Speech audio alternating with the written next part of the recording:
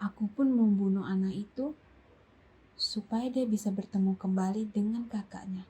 Wow, saat itu aku sedang mandi. Tapi, kenapa ayah mengintipku?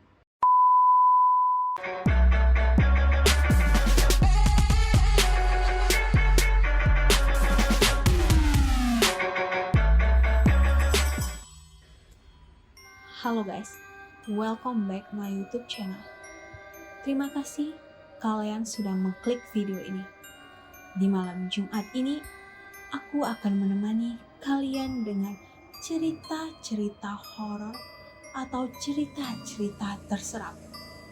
Sebelum kita lanjut ke ceritanya, jangan lupa kalian like dan subscribe video ini, aktifkan juga lonceng notifikasinya agar aku update video terbaru, kalian bisa tahu.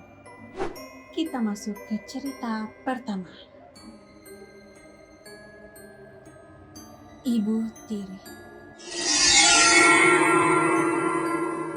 Aku tinggal bersama ibu tiriku dan saudari tiriku. Saat ibu tiriku menyuruhku menyiapkan makanan, aku memberikannya sebuah daging dan ibu tiriku begitu menikmatinya. Sampai akhirnya ia sadar kalau itu adalah anaknya. Bayangkan jika kalian punya saudara tiri atau saudara kandung berbuat seperti itu kepada kalian, atau di saat kalian tertidur dan kalian terbangun, kalian udah berada di dunia lain.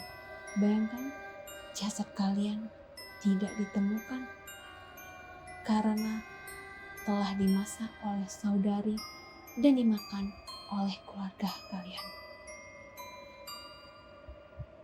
Aku gak bisa ngebayangin kalau itu terjadi. Next. Anak hilang. Aku kasihan pada anak itu yang sudah lama mencari kakak yang hilang. Aku pun membunuh anak itu supaya dia bisa bertemu kembali dengan kakaknya. Hal yang sama aku lakukan pada kakaknya dahulu. Wow, sangat aneh. Jika ada orang yang berpikir gak normal seperti itu, dia membunuh seorang anak kecil yang mencari kakaknya yang hilang, yang gak tahu kalau kakaknya itu sebenarnya itu udah meninggal. Dengan pikirannya yang gak waras, dia membunuh anak itu untuk bertemu dengan kakaknya.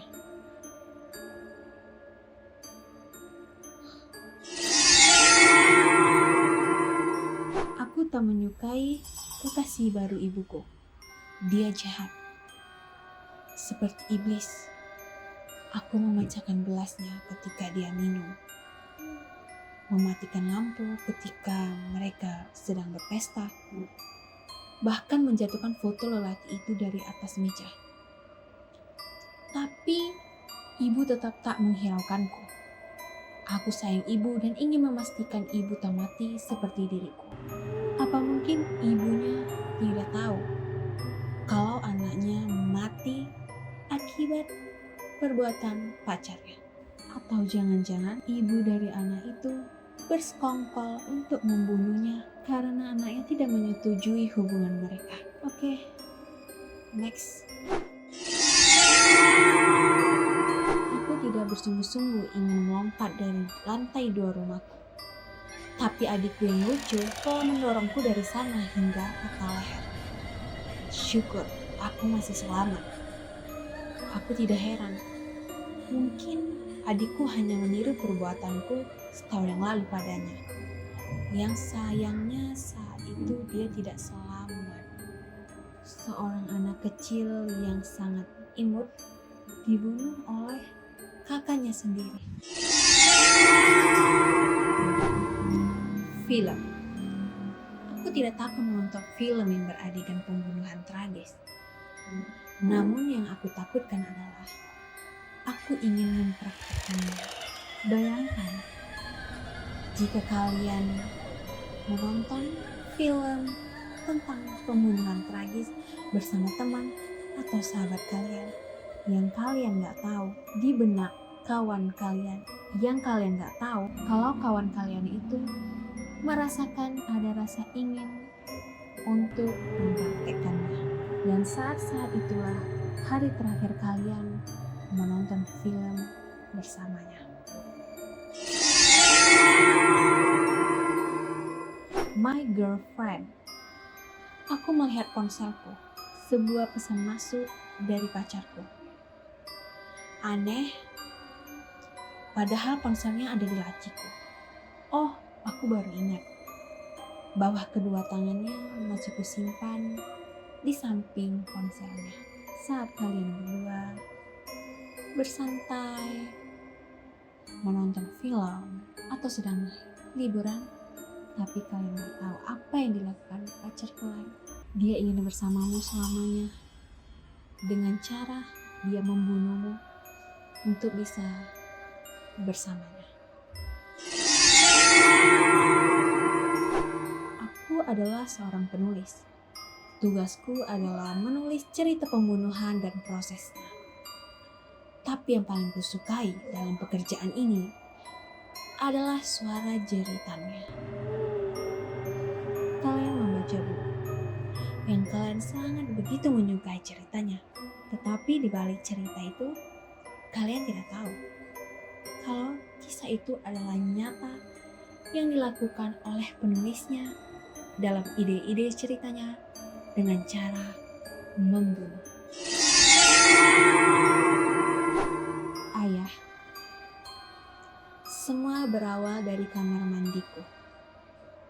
Ya, saat itu aku sedang mandi. Tapi, kenapa ayah mengintipku dengan muka kosong di atas loteng? Padahal, dia sudah kusembunyikan di dalam koper. Ayahnya udah jadi arwah, tetap cabul ya guys. Anaknya mandi pun diikutin. Wow. Ini cerita terakhir. Anak yang jenius. Aku baru berumur 10 tahun. Tapi aku sudah mendapatkan banyak penghargaan yang berhubungan dengan biologi. Bisa dibilang aku anak yang jenius. Tapi aku hanya suka biologi ketimbang pelajaran lain.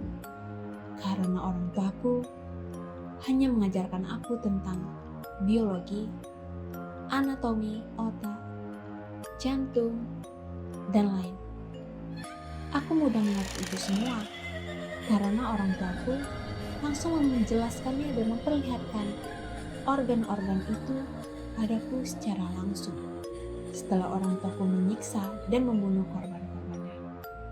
Bagaimana menurut kalian kehidupan anak ini? Akankah dia mengikuti jejak orang tuanya dan mengajarkan kepada anaknya nanti? Segitu dulu cerita horor atau cerita terseram. Semoga kalian terhibur. Jangan lupa kalian like dan subscribe. Aktifkan juga lonceng notifikasinya agar aku semangat update video terbaru. Bye-bye. I'm an icon, man. And my girl about a 10. I should fuck her in a Benz.